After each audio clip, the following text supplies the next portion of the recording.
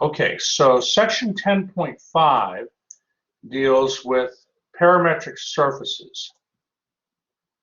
And we start off here with a very interesting paragraph. It says in section 9.6, we looked at surfaces that are graphs of functions of two variables. In other words, z was a function of x and y. Okay, that was in 10.5. We had surfaces that could be written as functions of x and y. But not all surfaces can be written as functions of x and y. Okay, what's an example what's an example of a surface that cannot be written as a function of x and y? Let me share the whiteboard here. What kind of surface could not be expressed as a function of x and y? A sphere. That's right. Good, Hunu. That cannot be expressed as a function of x and y because the sphere, like if you had something like x squared plus y squared plus z squared equals 100. That's a sphere of radius 10. Now, sphere centered at the origin with radius 10. Now, of course, you could take the sphere and express it as a union of two functions. That's right. This would be the top portion, and this would be the bottom portion. And if you were to go into MATLAB and graph this top portion of the sphere, that hemisphere, and then use the hold on command, and then graph the bottom portion of the sphere, which is the other hemisphere, you would create a sphere. But this is oftentimes inconvenient to do. And let me give you another example here. What about something like this? What would this equation, x squared plus y squared equals 10, represent in 3? In r cubed, right, good. In r cubed, this is a cylinder. This is a cylinder. And here, you can't, z, you can't write it as a function of x and y here. That's not going to work, right? For the sphere, you were able to do something, but the cylinder, you're not. So we need a way to use vector functions to discuss more general surfaces. In other words, we have to analyze surfaces in general, which can't always be written as functions of x and y. We need a general approach to describe the surface, and that's what this section 10.5 is about.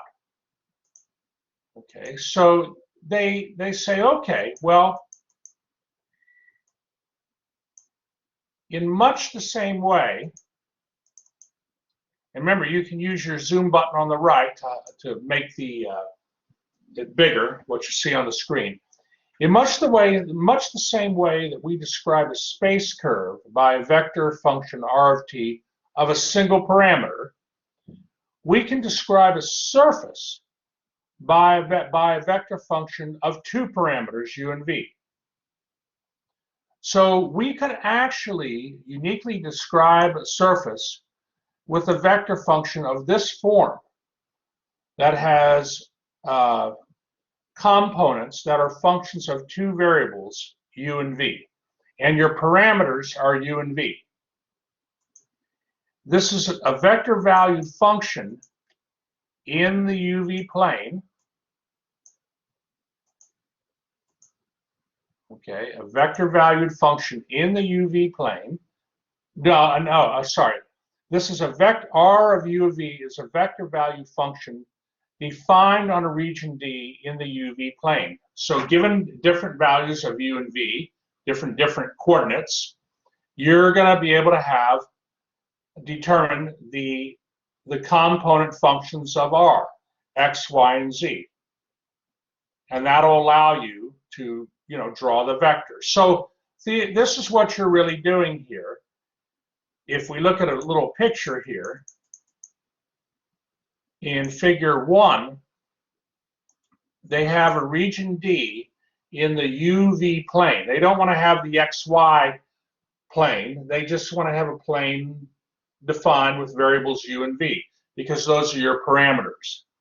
X, Y, and Z, those are now functions of U and V. And you see, if you pick a point UV, the position vector R as a function of U and V points to a point on the surface. And as U and V vary, as those parameters vary, the position vector on the right-hand side of figure 1 is going to scratch out or trace out a surface in three-dimensional space. That's what it's going to do. It's absolutely amazing, but it's what it will do. So, let's look at an example here. Let's look at an example. Okay, here in example 1, they want you to identify and sketch a surface with this vector equation. Okay, this is a surface with this vector equation. So the x, y, z components are 2 cosine of u, v, and 2 sine of u. Now, normally, if let me write something down here. I mean, when you see, I'm going to just ask it outright.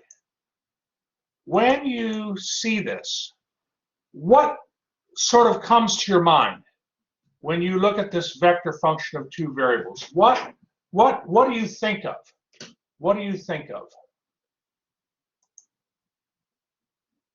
I'm trying to see if I get U and V are all real numbers. They're not giving you any restriction on that.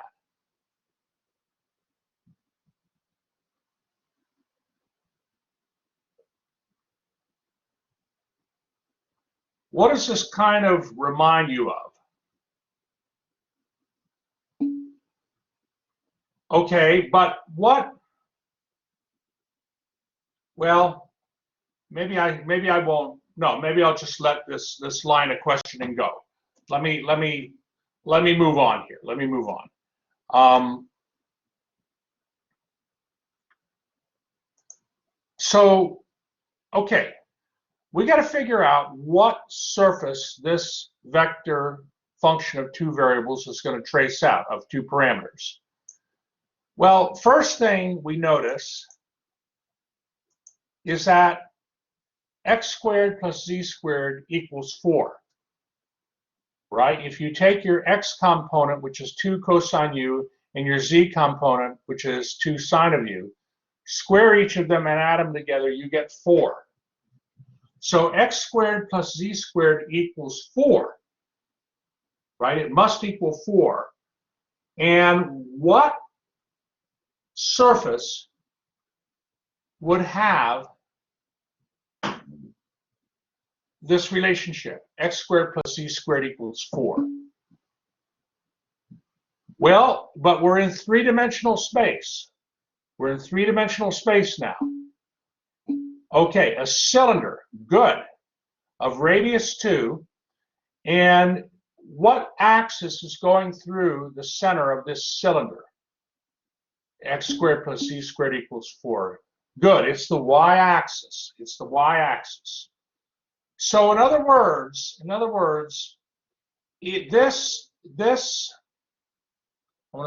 vector function of 2 parameters, u and v, that you see here, if we could program, we can, and I'll show you in the next class how we would program this in MATLAB, but it would trace out a cylinder of radius 2 along the y-axis. This is what that surface represents.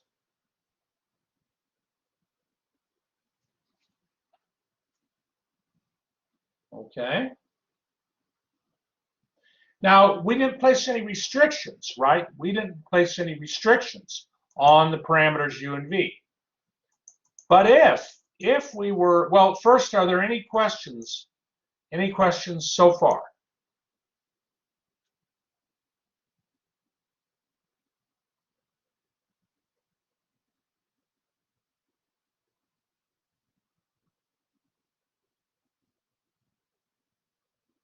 Okay. Okay. Well, if we were to say add a restriction here, that u has to be between 0 and pi over 2, and v has to be between 0 and 3. Okay. Well, you have the x and z components are 2 times the sine of 2 times the cosine of u and 2 times the sine of u. So if you restrict u to be between these two angles, are you going to get the entire cylinder?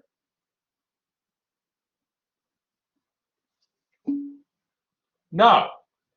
No. Well, would you get half? You'd get a quarter. That's right. You're going to get a quarter of the cylinder, because in order to complete a circle, you need that u parameter to go from 0 to 2 pi. Now notice here that v is between 0 and 3. Well, that controls the y values. So this is going to be your figure 3. Take some of this highlighting off here.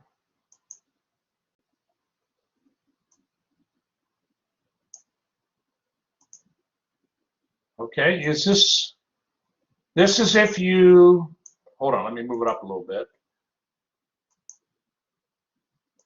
This is if you restrict your parameters u and v, you're going to get a portion of that cylinder. That's the portion in figure 3 that you're going to get if you restrict u to be between angles 0 and pi over 2 and v to be between 0 and 3.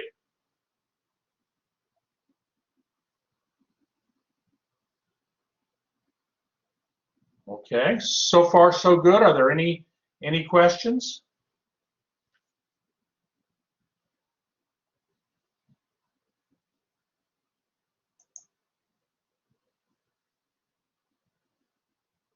Okay, well, let's continue on. Now, this is an important concept here. If a parametric surface is given by a vector function, then there are 2 useful families of curves that lie on the surface.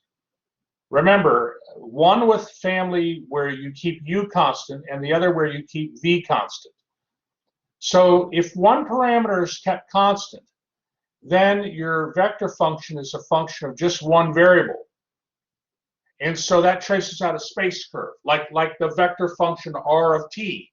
T is one variable, one parameter. That traces out a space curve.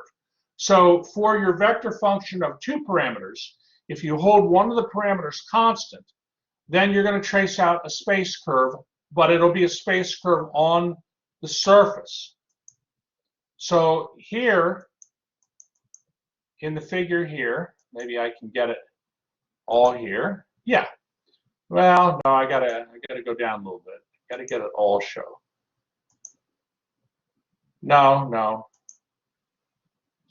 Let's focus on, let's just do our best here. So they say here, and I want to try to, I don't want to have this all highlighted now. Sorry, give me just one moment.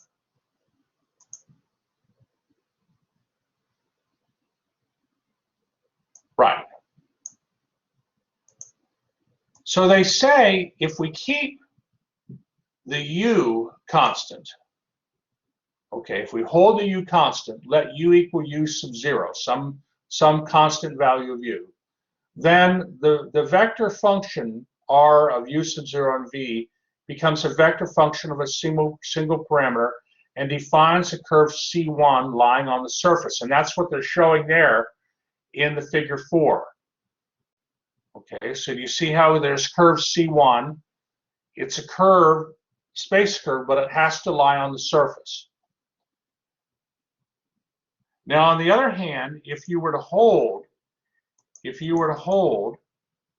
hold on here, I got just too much highlighted here. I don't want all this really highlighted. One moment, class.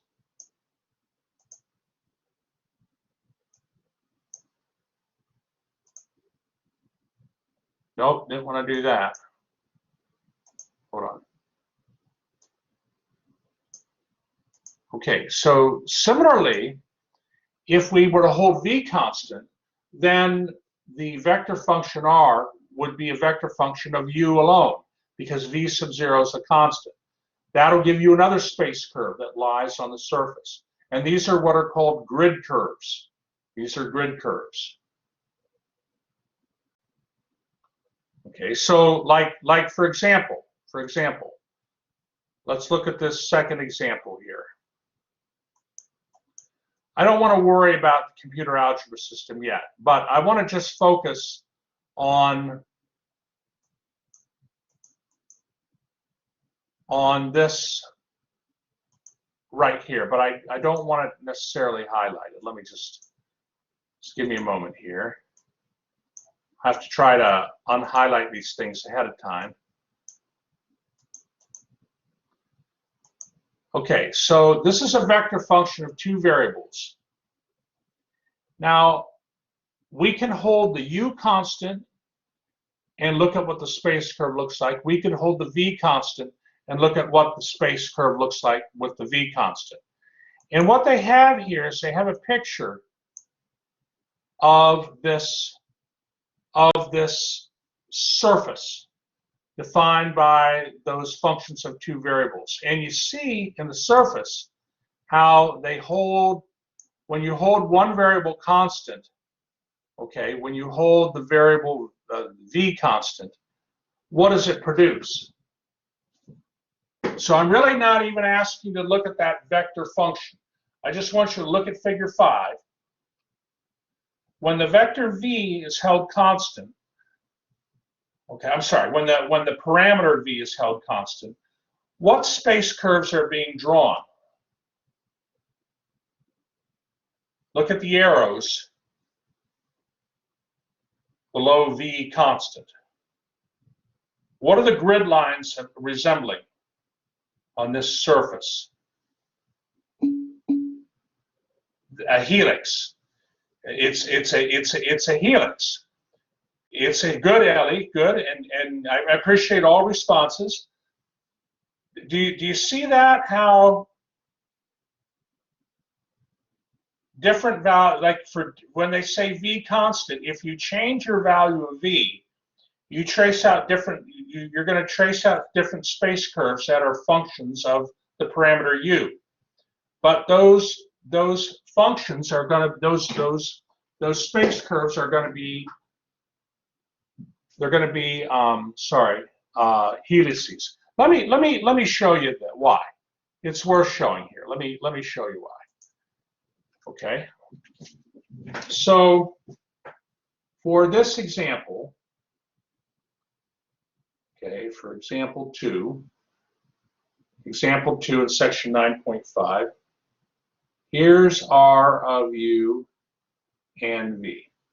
R of U and V is equal,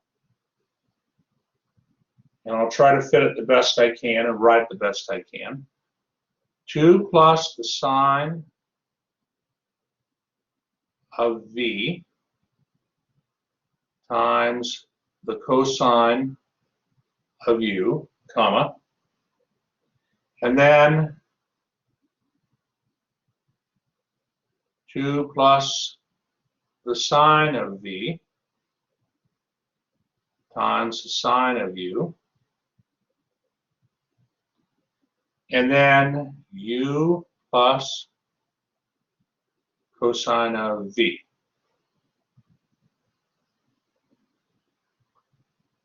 Let me make sure I got this all correct. Yeah, this is right. And maybe what I'll do is, hold on here. Yeah, let me highlight the u's.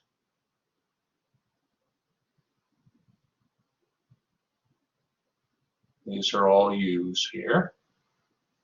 Now, if you hold v constant. Okay, let's say for instance, let's say v were equal to 1. Then r of u1, okay, is going to equal 2 plus the sine of 1 times the cosine of u, comma, 2 plus, second component is 2 plus the sine of 1 times the sine of u. And then finally, you have u plus, whoops, u plus cosine of 1. Okay? So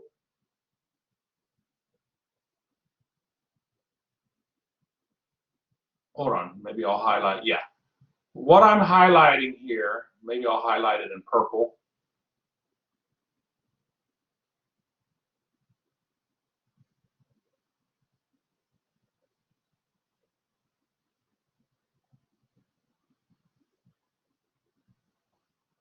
What are all of those purple circled expressions? What are they all? They are all, and I'll give you a hint here. Oh, okay. Ellie, very good. They're constants. So you have a constant times the cosine of u for your x component. You have another constant times the sine of u for your y component. And then you have u plus a constant. Okay? So it's like if you like an analogy here, just an analogy. If you had r of t equal to 3 cosine t, 4 sine of t. Well, no. Let's do 3 cosine of t, 3 sine of t, and then t plus 5. And I would ask you, hey, what does this represent? What does r of t, what does that space curve represent in three-dimensional space? What would you say?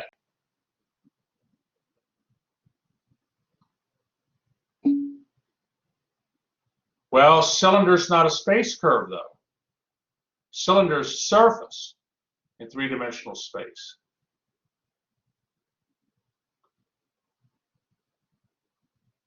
Is there circular activity? Is there circular activity in this space curve here? You have 3 cosine of t, 3 sine of t. Circular activity in what direction? I really don't want to say direction, but with respect to what plane is the circular direction for this R of t, this space curve. It's circular, and what I'm trying to say is the space curve, there's horizontal motion. Is the horizontal motion vertically? Is it moving in circles horizontally or vertically? Based on R of t here.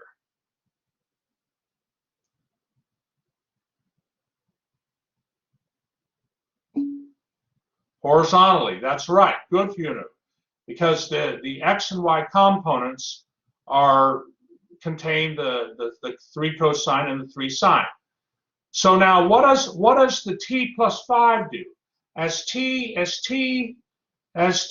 changes, okay, as t changes here, so we agree as t varies, we're going to be horizontal circular motion is occurring for this space curve. But the space curve has a z component, t plus 5. So what happens to the space curve as t increases? Does the space curve move up or down? It goes up. So what space curve goes upward, but yet is going horizontally, spiraling? What space curve is going to do that?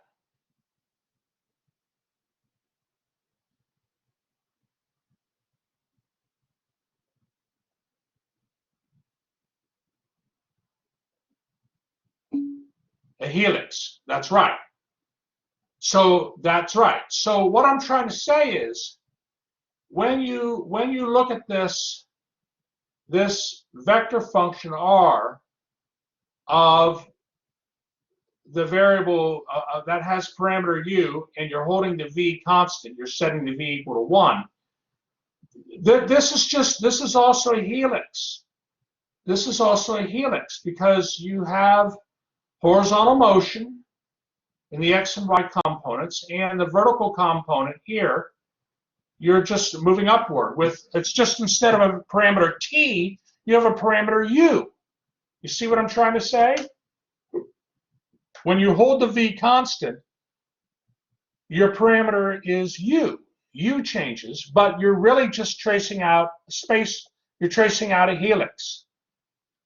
So you're used to space curves, grid line, or space curves being functions of t. But now, with respect to section 10.5, the space curves are grid lines on the surface, and those space curves are either functions of the parameter u or functions of the parameter v.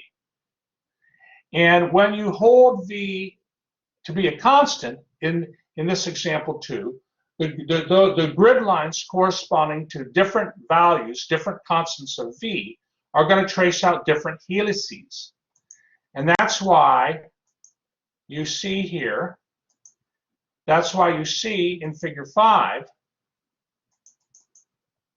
when they say v is constant, but they mean different, v is held constant, but you have different, v, if you change the constants, if you change the v constant, you get different helices. And if you put all the helices together, you trace out what's called a helicoid. A helicoid. That's what you're seeing in figure 5. Okay, does this make reasonable sense?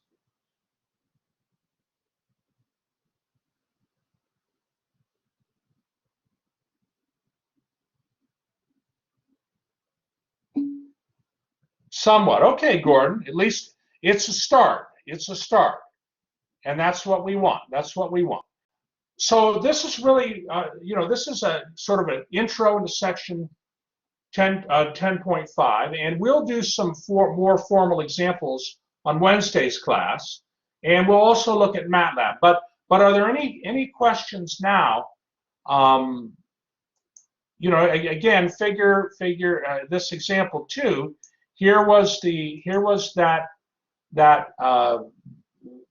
vector function of 2 variables, u and v, and I think now you have a little bit better feel for what's going on here. Are there any questions at all?